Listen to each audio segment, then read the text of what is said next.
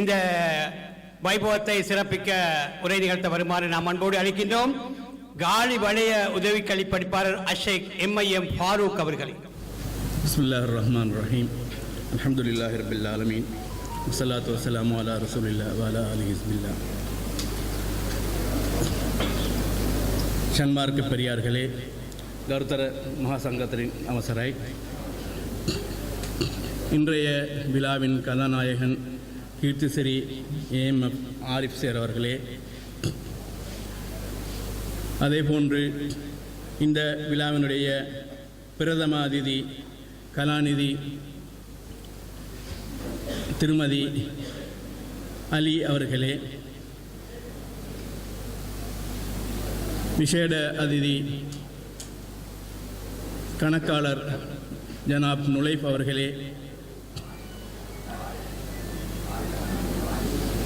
ஏனைய கல்வி பணிப்பாளர்களே,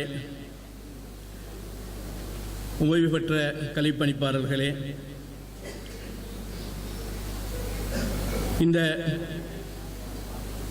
மண்டபத்திலே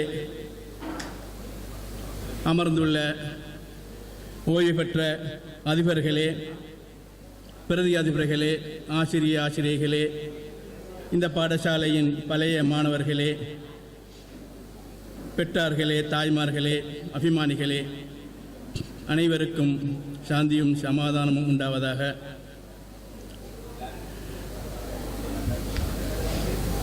என்னை பொறுத்தவரையிலே நான் தென் மாகாணத்திற்கு சமூகமளித்தது கல்வி பணிக்காக சமூகமளித்தது 2007ஆம் ஆண்டில். எனவே ஆரிஃப் சேர் அவர்களுடைய கல்வி வாழ்க்கையை பற்றி, அதாவது அவர் கல்விக்காக ஆற்றிய பணியை என்னால் அவரது ஓய்வு பெறுவதற்கு முன்னால் இருந்த காலப்பகுதியிலே அவர் ஆற்றிய பணியை பற்றி என்னால் கூறுவது சற்று சிரமம். இருந்தபோதிலும் அவர் என்னை அடிக்கடி சந்திப்பார். அதாவது கல்வியோடு தொடர்பான பல அம்சங்களை பற்றி கலந்துரையாடுவதற்காக வேண்டி சந்திப்பார். அதேபோன்று நாம் பள்ளிக்கு சென்றால் பள்ளியிலே அந்த சந்தர்ப்பத்திலே ஒரு நாள் அவர் என்னிடம் ஒரு வார்த்தை கூறினார்.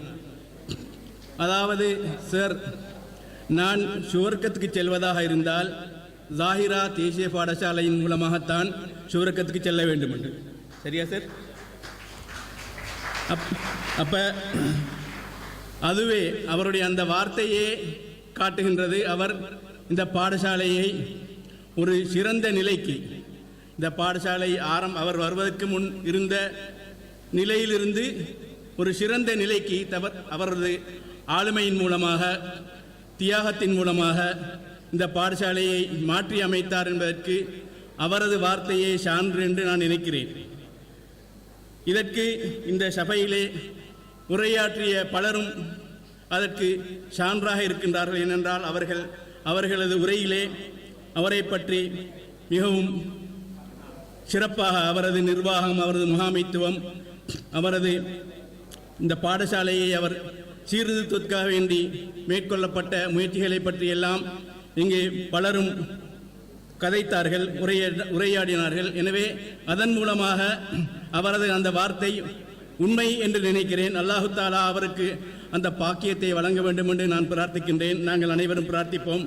ஏனென்றால் அல்லாஹு தாலாவுடைய அருளினால்தான் எங்களால் சுவர்க்கத்துக்கு செல்ல முடியும் என்ற அந்த அம்சத்தையும் நாங்கள் இந்த இடத்திலே ஞாபகப்படுத்திக் கொள்ள வேண்டும். எனவே அல்லாஹு தாலா அவருக்கு அந்த பாக்கியத்தை வழங்க வேண்டும். விடைபெறுகிறேன். அஸ்ஸலாமு அலைக்கும் வரஹ்மத்துல்லாஹி வபரகாத்துஹு.